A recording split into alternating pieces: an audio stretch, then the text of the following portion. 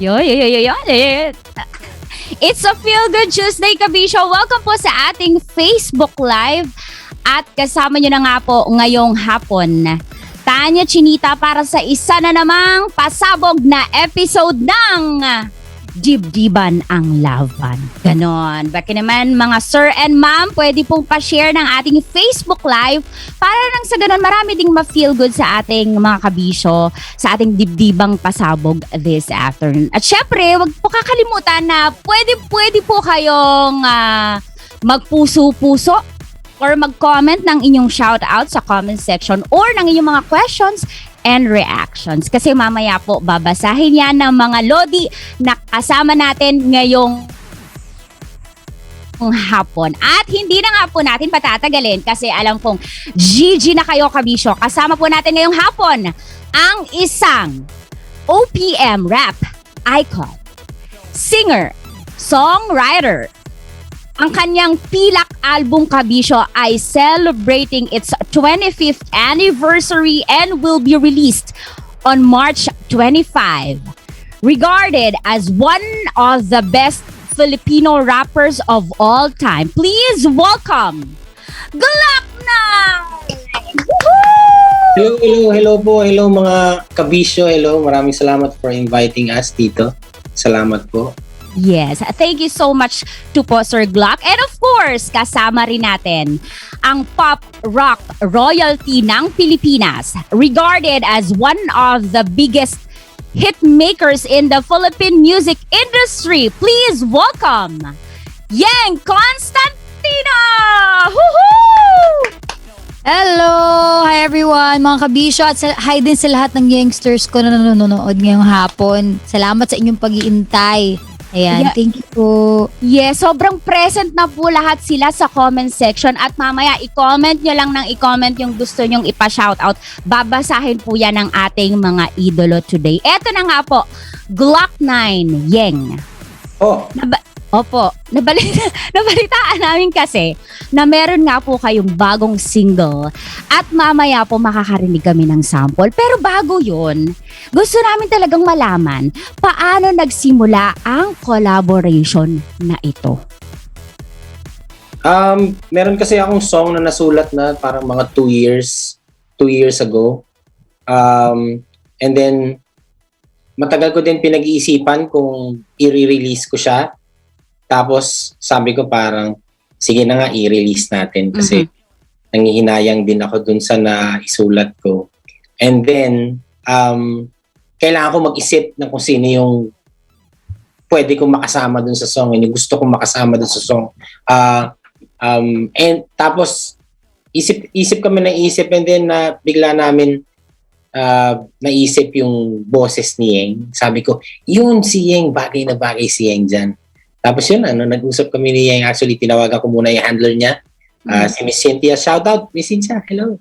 Shout out po. Yun, then sinabihan ko si Yeng. Tapos yun na, ginawa na namin yung song, and very, very happy kami sa outcome ng kanta. Yes. Ikaw, Miss Yeng, walang alinlangan, yes kung yes. Oo naman, syempre si Glock 9 yan eh. Tsaka pag narinig mo talaga yung kanta, it's something talaga na, may mga kanta na ganun eh, pag narinig mo parang tumibok bigla yung puso mo. Parang para sa akin talaga to Parang ganun. Tsaka alam mo na yung song na to, hindi lang siya yung parang kakantahin lang. It can really affect other people sa mga desisyon nila sa buhay, yung mga bagay na maiisip sila parang ayaw nga no. Hindi ko nga naisip yun. So, yun yung pinaka nagustuhan ko dun sa kanta ni Kuya Glock. Yun. Yeng, ang dami mong nasulat na kanta. At sa totoo lang, yung first ever song mo na Hawak Kamay, kahit na nakapikit po ang bata matanda, millennial, ay sa ulo po memorize yung Hawak Kamay. Pero nabalitaan namin na hindi naman pala ito yung first song na nasulat mo. Pwede ba namin malaman kung ano yun? Yung unang kantang nasulat ko, ano yun, 9 years old lang ako. Oo, may title ba yun? I can't remember yung title eh. Hindi ko na matandaan. Pero hindi ko na rin maalala yung tono. Pero I remember yung first na sinulat kong kanta ay tungkol sa crush kong tiga-kabilang road ng bahay namin. Tapos parang, tungkol siya din sa pakikipag-usap ko sa tatay ko na kahit bata lang ako, umiibig na ako ganyan, Keme. Yan, Kasi yung tatay 9 ko, years ayaw- old. What do I know as a child? Pero nung time na yun, parang feeling ko gusto kong i-defend yung sarili ko sa tatay ko na parang ayaw niya maniwala na meron na akong gusto, tsaka nakaka-feel din ako ng ganito. So I wrote that song. Pero after nun, parang hindi ko na masyadong pinagpatuloy. The next songs na nasulat ko na, mga 14 na ako, nung nabilhan na ako ng tatay ko ng gitara. First year high school ako. So yun na, sunod-sunod pa. Tapos nung mga time na yun, mga kanta pang simbahan yung mga ginagawa ko. Kasi nag-aral ako sa isang Christian school. So yun lang yung mga kantang naririnig mo sa simbahan. So mga kantang na nagagawa ko yung mga worship songs. Tapos nung mga tumatanda ng konti, syempre gumagawa na tayo ng mga kanta tungkol sa pag-ibig, ganyan, Keme. Sa lahat ng naging kanta mo since lumabas ka ng Pinoy Dream Academy, what sets Paliwanag apart? Kasi ako, songwriter ako na very feminine ako kung gumawa ng mga kanta, di ba? Kahit marinig mo may feel ng pop rock, ganyan. Pero matamis. Matamis talaga ako sumulat. Even melody, matatamis talaga. Yung kay Kuya Glock may lambing, pero may tapang. Yun yung kaya ko siya mabubukod talaga na this is something that I cannot write. Ayan. And masarap sa pakiramdam yung ganun, yung makakanta ka rin ng mga gantong kanta. Tsaka yung kantang hinahangaan mo talaga yung pagkakaletra at pagkakaareglo, napakaganda talaga. Even yung mix ng vocals ko dito, super nagustuhan ko talaga. So, yun talaga, yung lambing, tsaka tinapatan ng tapang. Yun yung may something inside of me na nag-a-arise din, no? Pag kinakanta namin to, o pinapakinggan ko habang nasa kotse ako. Parang mas tumatapang ako as a person. So, yun yung effect sa akin. Correct. Glock 9, yung mga ginagawa mong kanta, talagang sobrang tago sa puso. Sa ulo din namin, kinakanta ng lahat ng tao kahit nakapagod. Salamat po. Opo, grabe. Paano ka nag-umpisang magsulat ng kanta? Pa-flex naman po dyan. Parang ganun din, nung high school ako, mahilig lang ako mag-cover ng mga paborito kong mga kanta ni na Sir Francis, yan, yung mga kanta ni Andrew E. Nakanta ko yan nung high school ako. Uso pa nun, hindi pa uso nun mga baggy pants eh. Uso pa nun yung, maniwala ba kayo na ang uso nun sa mga rapper hindi baggy pants kundi cycling shorts? Oo, cycling shorts. Cycling reveal! Pag hanapin mo yung mga rappers nung araw, ang suot nila cycling shorts. So meron akong sinalihan na contest sa school. Hiniram ko yung Boy London na cup nung classmate ko na mayaman. Tapos meron akong cycling shorts ng ate ko yata yung hiniram ko. Tapos t-shirt lang. Yun na, hip-hop ka na. Tapos nag-rap na ako noon. And then, nag-transition na yan into nung na-introduce ako sa songs ni Sir Francis. Yan, ang mga kinanta ko na yung mga praning, mga pahayug-yugan, ito ang gusto ko, meron akong yan, alam ko yan by heart noon. And naka-edad ka na, hindi mo na matandaan yung iba. Pero yun, and then, tsaka ako sinabi, subukan ko kayo magsulat. Pero ganun din, kapag ikaw ay nag-uumpisa ako noon, syempre yung mga sulat mo noon para pag nakita mo ngayon magki-cringe ka pa. Hindi ko pa, parang yung mga rap ko noon yata, parang it's 1993, you're in the place to be. Lahat ay tumabi pagkat eto na si Aris P. Mga ganun. Mga ganun lang. Mga ganun. Uy, maganda ah. Correct! Diba? Maganda ba yun? Natawa kami. 1993. Pinanganak ka na ba noon, Yeng? 93? Ko 88, Year of the Yun. Dragon. So, Ay, apat na taon, 3 taon na ako niyan. Ayan. You're in the place to be. I In love the it. place to be. May 3 BB. Ngayon naman, dapat nakarugtong talaga, no? Hindi ko naisip yung bibi. Hindi pa uso ng bibi. Mga pato pa lang, di ba? Mga gansa. Mga gansa pa lang. Shout out kay Miss kay Bros. Glock, di ba nursing graduate ka? Hindi ako nakamove on Nag-graduate sa... ako ng nursing. Oo, hindi ako nakamove on sa gansa. Wait, di ba nursing graduate po kayo? Pero yung pagiging At saka po... trivia, Ah, teacher ni Kuya Glock yung kuya ko. Yun. Teacher ni Glock yung kuya mo. Sa college Teacher po? ko sa Philippine college. ng nursing. Oo. Yes. Sir Constantino. Mahigpit Small the yun. world.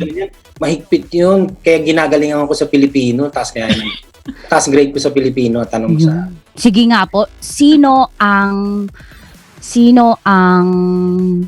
Hindi, wag mo akong tanongin. wag. Absent din ako, di ko alala yung tanong. Okay, yung pagiging songwriter po ba ay something na innate na inborn, nasa iyo na? Or kailan ba ito na-discover? Siguro, innate sa akin ng chismoso ako. Mahilig ako magkwento. Maritis? Marites.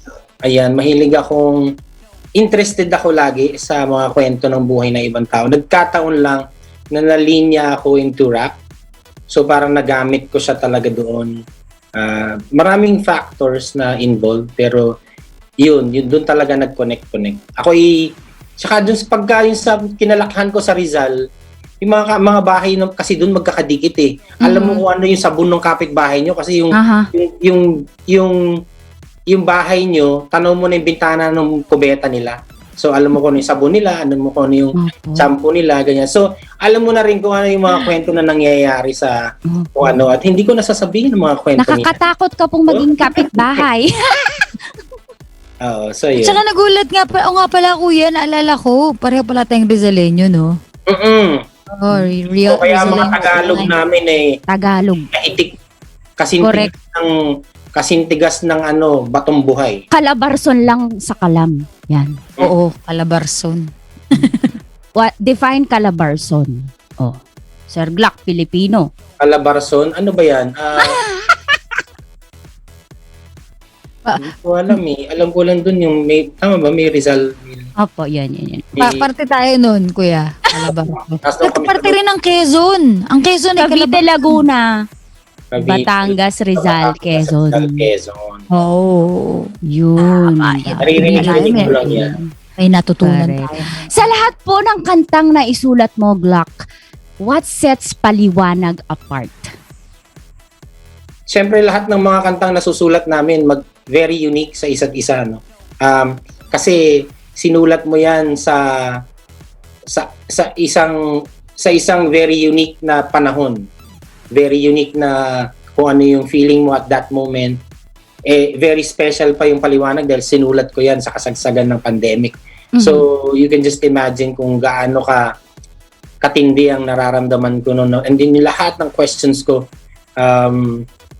nilagay ko talaga sa kantang yan. So, mahal na mahal ko yung kantang yan kaya hindi ko maatim na hindi ilabas. Okay. Glock 9 Yeng, alam po namin na hindi naman ito yung first time na kayo po ay nagkatrabaho. Pero, nung nalaman nyo po ulit na kayo ay magko-collab ulit, ano yung first reaction, Yeng? Ako, talagang, ayun nga, parang, sir, yes, sir. Come on, let's do this. Parang ganun talaga yung feeling. Siyempre, pag makatrabaho mo yung isang tao na talagang sobrang nire-respeto mo, you want to do your best, no? Kasi parang feeling ko yung unang collab namin ni Kuya Glock, parang I'm not my best. Kasi nung time na yun, parang, di pa ako marunong mag-handle din ng ng pressure. Kasi bata pa ako noon eh. Tsaka hindi pa ako marunong mag-handle ng starstruck. Pero ngayon, mas mature na ako. Mas nakakayanan ko na. So, kahit nasa presensya na ako ni Kuya Glock, nababalanse ko naman na yung sarili ko.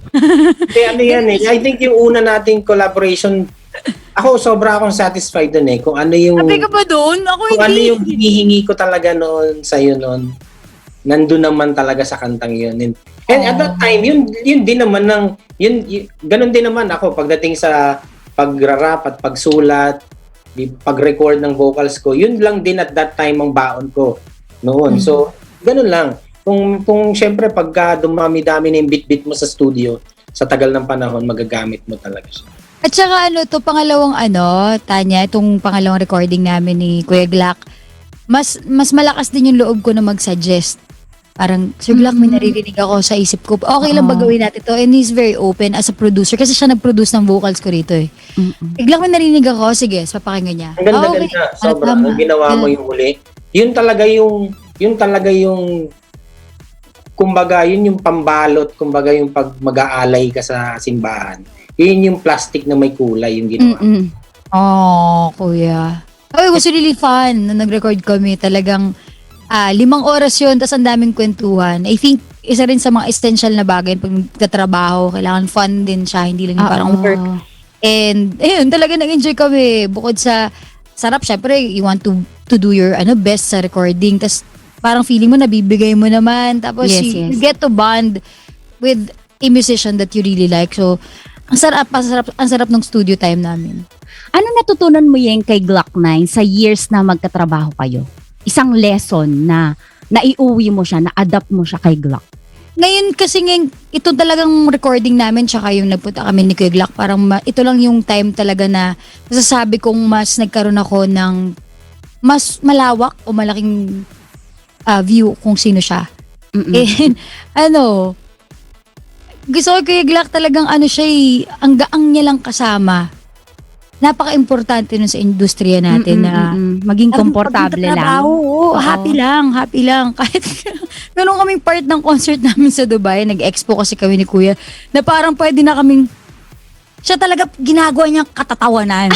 So, imbis na magagalit ka pa, ano nangyayari? Correct. It's about our mics eh. May nag-feedback. Oo. I think mga lalaki talaga mahahaba ang pasensya sa ganyan. Tayo mga babae, irritable agad. Sa tingin ko, ako parang nababother, na nawala yung pagka-bother ko kasi tawa lang ako ng tawa sa kanya kasi kung anong pinagsasabi niya doon sa gilid. So, yun yung magandang takeaway. Kasi, Yes. yun eh. Well, isa yun. Isa pa is talagang si Kuya Glock nung nakatrabaho ko sa studio. Kailangan, yung excellence niya sa pag-record. Gusto ko yun. Na kahit talagang Kuya Glock, yun ang pinakamatagal na vocals na na-record ko sa lahat ng kanta. No? Pero kaya kong gawin kasi alam ko na yun yung, ito pala si Kuya Glock. And for me, happy ako na masaksiyan yung ganong part ng pagiging artist niya na, ganyan siya mag-work. Okay. Which is so cool. Ang sarap manahin, di ba? Naging training ko kasi din pagdating sa recording, parang kaya parang nasanay kasi ako na pagka nagkamali ka in 2 seconds start ka ulit. Parang ganun. So pero yun yung mga dadalhin mo din sa mga susunod na projects mo. Kaya I'm very very happy nung sa session namin ni Yeng. Sobrang saya, sobrang daming kwentuhan and yun na yun eh. Parang masaya na nga tapos yung output pa ng song is very nice. So, correct. Ayos. Glock 9, ikaw naman po sa trabaho, sa mga panahong nagtrabaho kayo ni Yeng, ano yung na-discover mo sa kanya? Hindi naman natutunan, but na-discover. Like, syempre, ang tagal niyo magkasama. Meron ba siyang awkward na nagagawa or nakakatawa? Syempre, hindi rin kasi ako yung kahit before na nagkatrabaho na kami ni Yeng, hindi ako yung tipong iti-text ko siya lagi or tatawagan ko siya, kumusta ka na? Hindi. I always have sa lahat ng mga nakatrabaho ko, lagi ako merong pader ng respect. So, lagi ko silang, pag magkikita kami yun, pero hindi ko sila yung para, halimbawa, nakita ko sila sa mall, tapos malayo, tapos hindi nila ako nakikita, hindi yung parang, uy, parang hello, gano'n. Pero nung ginawa namin yung paliwanag, and nagkasama kami sa biyahe ni Yeng, na-realize ko na very connected si Yeng sa kanyang personal life, sa kanyang pamilya. Yan ay isang bagay na lagi ko ding ina-admire sa mga tao. I am a very private person and na-realize ko na si Yeng is a very private person din, and ako ay natuwa na nalaman ko yan, and yan din naman ang mga hinahangaan ko kasi sa trabaho namin mahirap maging private. Napakahirap maging private. True. Yan din naman ang ingatan namin palagi. Kaya na-appreciate namin yung mga tao na hindi kami masyadong kinukulit about that. Yes, grabe namang kwentuhan ito, napakalalim. At eto na nga po, magbasa muna tayo ng mga reply ng ating mga kabisyo sa comment section. May isang tanong lang, entertain po natin. Sabi ni Milen Gasmin, ano po yung feeling na sobrang init ng tanggap ng tao sa paliwanag? Ang sarap po sa ears, sabi niya. Ayan, pwede rin po kayong mabasa sa ating chat box. Ayan, may mga pa-shoutout dyan. Bago natin sagutin yan, gusto muna Go. bigyan na isang matinding shout out. Go. Natin dito mga Okay, Agla. natin. Rhea Rose Dotimas. Ang ganda naman ng Yenggay namin. Yeah! Nasabi ko, Yeng. Si Milen Jasmine. Ano Ayan. po, na sobrang init ng tanggap ng tao sa kantang Paliwanag yan. Ano ba to? Lupit eto, no? 3 tsaka H. Yan, di ba? Lupit eh. Lupit Yan. Yan. So, siyempre, very thankful kami sa kahit na anong ginagawa namin na tinatangkilik at sinusuportahan ng mga kaibigan namin. Kami laging thankful and hindi namin magagawa ito kung hindi dahil sa kanila. Okay. Yun. Ayan. Maraming salamat. Gusto niyo pa po bang magbasa? Last In one? Atienza, Last yan. one. Yan. In Atienza, the best Sir Glock, the best Cadentin. Yeah. Yan.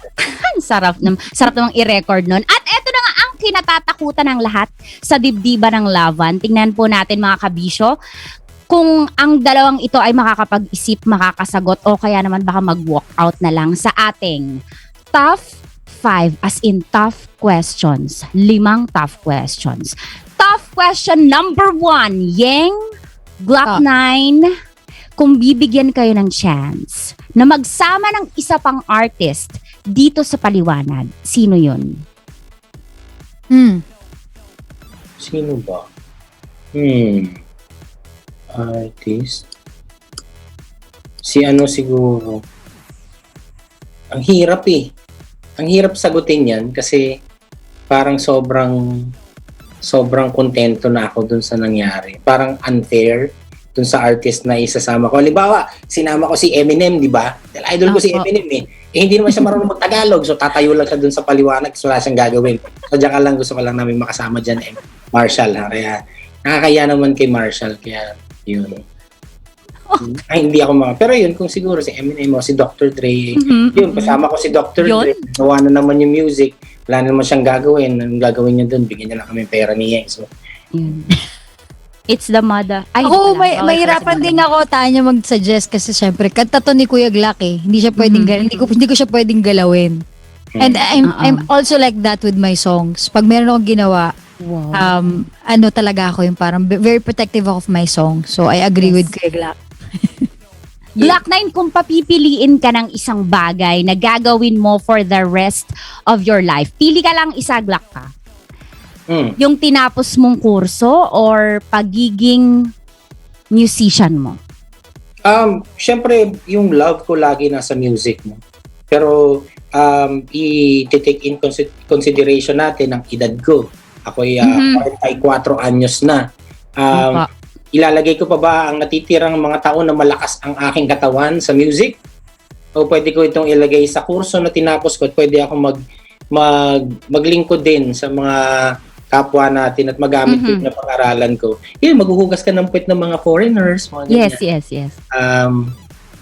So, pwede. I mean, kung iisipin ko kasi yung future ng mga anak ko yun, medyo baka okay lang sa akin na hindi na mag-music muna. Pero so far, andyan pa rin yung music, lagi pa rin nakaalalay sa akin. Yes, correct. Hindi naman ang gusto kong ibalik sa craft na nag-alaga sa akin ng matagal. Yang sa lahat ng kantang nasulat mo, aling kanta yung pinaka nahirapan kang tapusin? Wala sa mga nirelease ko. Kasi dati ang songwriting style ko is kapag na-feel ko, kailangan ko matapos right now. Tapos may mga nakakusap ako mga songwriter, sabi nila, may mga songs ka nasasayang kasi parang verse lang nasulat mo, tapos hindi tumuloy. Baka bad vibes, di ko na itutuloy. May nagsabi sa akin na, hindi, upuan mo some other day. Tapos makikita mo, may ibang mag-flow. So ngayon ganoon na ako magsulat. Pag hindi ko pinipilit yung agos ng kanta. Kaya ngayon may mga bago ako nasulat for the past 2 years na ito nga pandemya tayo. Apat lang yata yung kantang nasulat ko. Parang butil-butil kong sinulat per buwan. So yung mga maririnig nilang kanta hindi ko natapos ng isang sit Kasi nga down. mahirap. So walang Parang na-release. tsaka mas patient na ako sa sarili ngayon as a songwriter. I feel like mas magiging pulido yung lyrics ng kanta kapag ganun din. Kasi di mo pinipilit eh. Pag bata ka, lagi kang in a hurry, hindi dapat matapos ko na to. Pero pag binalikan mo ng ibang araw, pwede ko pa palang baguhin yung words dito. Kaya may mga kanta rin ako in the past na parang napapakamot ako eh. Parang ay, may mas magandang salita pa pala sana nalagay dito na sayang. Eh, redundant ko pala dun. Hindi ko na po na kasi minadali ko.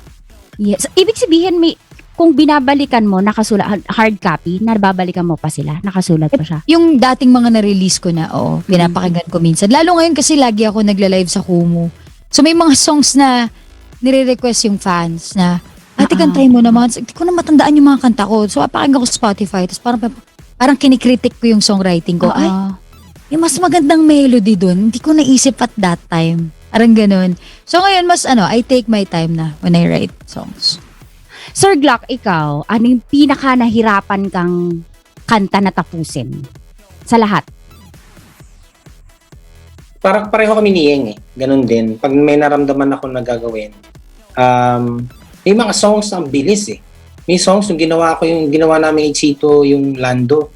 Pagkabigay niya sa akin nung gabi, yung hook part, that night din in 2 hours, tapos ko yung 3 verse eh. So mayroong mabilis talaga dahil may parang, yun yung mga tinatawag ko ng mga magic moment eh. Yeah. Halos hindi ko na, hindi nakadiin eh. Parang ala nagbubuhos ng tubig sa inidoro. Oo, ganun kadali siya. Tubig. Parang Ganda ng mga Flowing lang siya. Ganda ng Flowing lang description, siya, di ba? diba? Na-gets naming lahat. Oh. Pero kung meron na akong song na pinakamahirap ako na natapusin yung Sirena yun. Kasi ano yan, nabanggit ko yan kay Yang before, yan ay isang kanta na nagtatakil ng buhay na hindi ko buhay. No? Ayokong may mapulaan sila dun sa kanta, lalo na yung mga taong kabilang dun sa sektor ng kantang yun, di ba? Kaya yun ang hirap na hirap ako na tapusin na song, and I'm very very thankful din sa reception ng kanta. And, minsan nung pinalabas namin yung may nag-visit sa amin na isang music video channel sa bahay, and then tinanong nila kung pwede nila akong interviewin at panoorin yung Sirena. Pinlay namin yung Sirena. Sa sala lang yata o sa kwarto. And then, after nung matapos yung video, nagulat ako kasi hindi sila nagsasalita. Tapos pagtingin ko, mga nag-iiyakan na. Iyakan na. Yun din naman. Kaya doon sabi ko, okay, siguro meron ako nagawang tama dito. Oo. Pero yun ang nahirapan akong kanta. Sirena. Oo, kasi kailangan piliin din yung terminologies and na-express mo ba mabuti kung ano talaga yung damdamin ng mismong karakter ng kanta, no? Opo. Yes. Yeng, ba't ka naman tinawag na kamote nung high school ka? Hindi, tawag ko yun sa sarili ko. Tawag mo, bakit mo tinawag na kamote yung sarili mo? Kasi parang bawal kasi kami magmura sa school kasi Christian school. Oo. Tapos tuwing maiinis ako, hindi ko alam kung anong, laki akong yung parang gangsta name. No? Gangsta sa Christian school. Hindi nga. Leader ng gangster. Kaya nung pagpasok ko sa industry, mga tao medyo na-offend sa akin kasi nga tikas ng Tagalog ko. Tapos medyo boyish pa ako noon. Ewan ko, parang ganun pa rin naman ngayon. Pero hindi, mas maangas, parang ganun. Mas nag-soften na ako. So, tuwing naiinis ako, kamote! Yung sinasabi ko. Tapos lagi natatawa mga kaklase ko, lagi ka nagsasabi ng kamote, puro kamote. Kasi hindi na alam kasi may mura sa utak ko na hindi makalabas. So, hindi nakakahiya kasi yung unang email address ko nung high school, may kamote din. Parang, di ba, may nakita ako meme na ganyan eh. Alam mo kung gaano ka ka-jologs nung high school, depende sa email address na ginamit sa Friendster. Talagang jologs talaga ako. May something na kamote. Pero ayoko na sabihin kasi ginagamit ko pa rin ngayon yung email address na yun eh. Pero may kamote. Tapos pati username ko sa Mobile Legends, Princess Kamote pa rin. Parang, I still, na-embody mo na siya. Kamote ka. It's somewhere here in my heart. Represent. Glock 9, ano yung isang bagay na gusto mong magkaroon ng paliwanag ngayon? For our last tough question.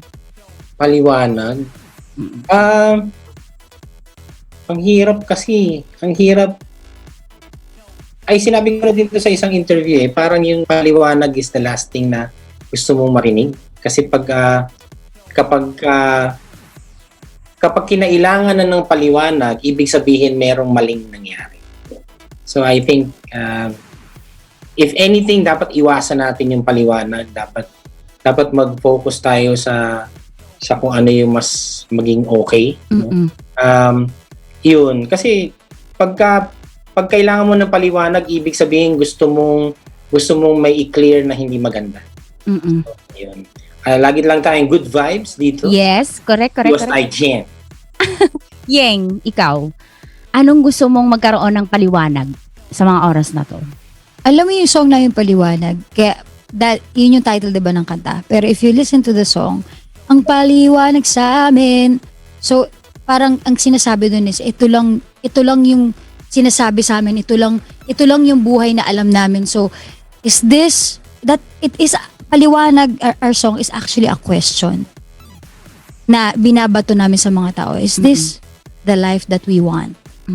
Ito ba ang kinabukasan ng pamilya natin na gusto natin?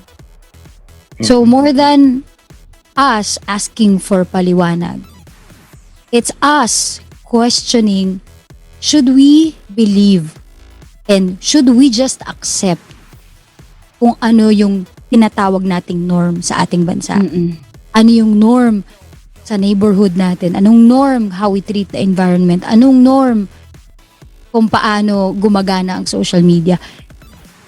Should we just accept this? It's more of a question to us eh. Kasi ganun yung naging effect sa akin nung kanta when I heard it. Oo nga, no. Kaya pakiramdam ko, the more that I listen to paliwanag, the more that I become brave. Kasi parang, oo nga, no. Is this something that I should just accept or I should change? Sa sarili ko, kailangan ko rin gumawa ng aksyon. Should I stand up and through my little actions, maybe, magkaroon siya ng domino effect. So, yun yung ibig sabihin ng kanta namin. That's why I think yung sinabi ni Kuya Glock. More than mag-ask kami ng paliwanag, it is a question to us. So, okay na ba to? Parang oo, sana. Ito na ba? Oo, ito talaga. Kaya gustong-gusto ko. Hindi pa ako actually nakapag-promote even sa single ko ng...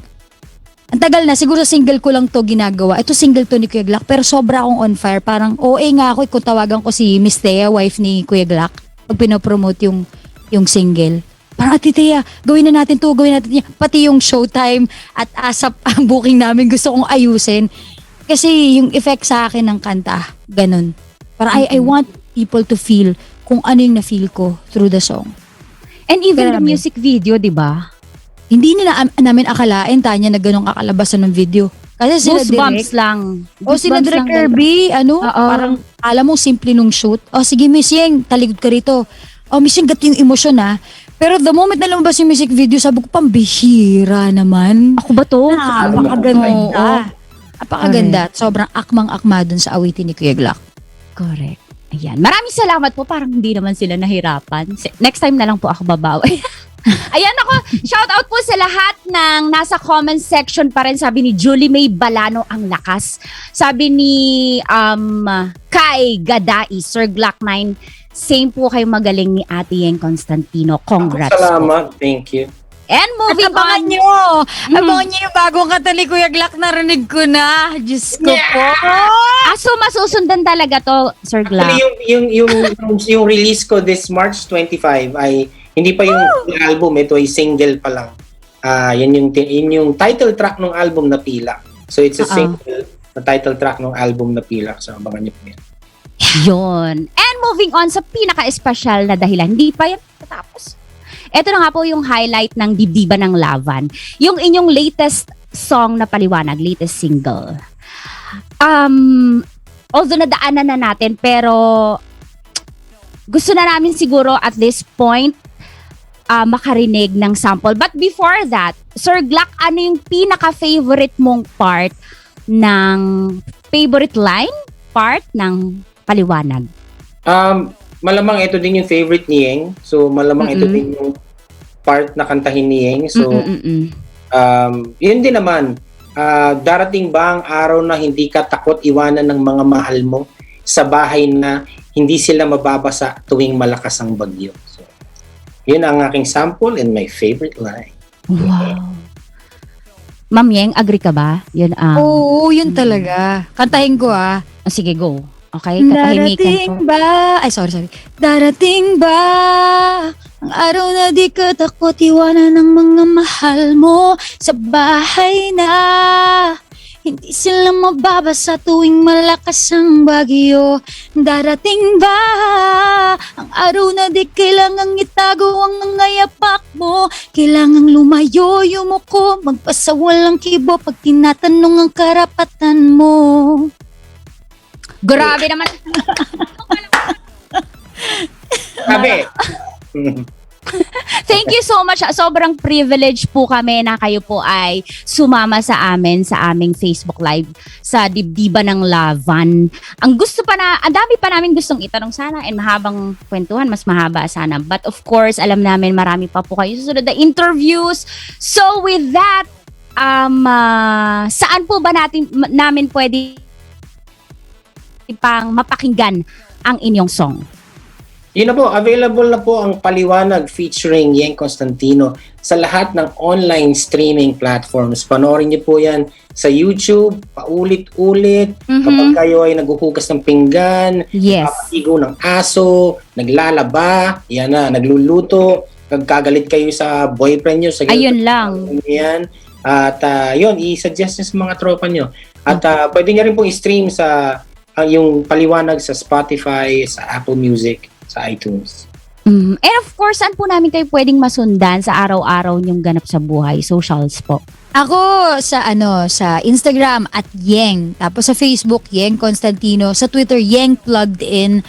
And may YouTube channel din ako, nagbo-vlog ako tungkol sa mga camping na ginagawa namin ng asawa ko. So, panoorin niyo yan. And syempre, ang music video po ng Paliwanag ay nasa YouTube na rin. Meron na po tayong 700,000 plus Sana views. all. Sana po ay i-view niyo na po. Nung tinaping po namin yung yung Paliwanag for our promo din po sa aming show, yung reaction ng mga cameraman after damang-dama mo. So, I know na ganun din po yung mapifeel nyo. Sana mga hindi pang nakakapakinig, pakinggan nyo na po ang Paliwanag, Glock 9 featuring Yeng Constantino. Kaya pala Yeng, no? Parang ganun nga yung dating sa mga tropa natin doon. Tsaka sabi ko nga Kuya Glock, hindi nagpa-picture yung mga sa amin.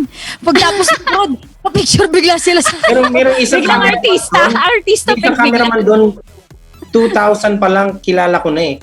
Tapos nakita ko siya noon nung Sunday, sabi ko sa kanya, grabe, ilan na ba ang shares mo dito? Parang ikaw na may-ari nito sa tagal mo dito.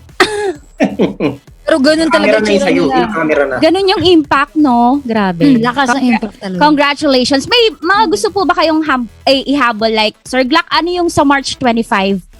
Yun po, release na po ng aking susunod na single. Siyempre, Pilak po ang title niyan. Yan po ay isang awitin kasama rin sa Pilak album, ang aking 25th anniversary album under Universal Records. Maraming salamat sa Universal Records. At syempre, yan na. Patuloy niyo pong i-stream ang Paliwanag sa YouTube at lahat ng mga online streaming platforms. Sabay-sabay natin itong pakinggan at magtanong. At baka sakali ay meron tayong matisod na sagot. Yes. Yeng.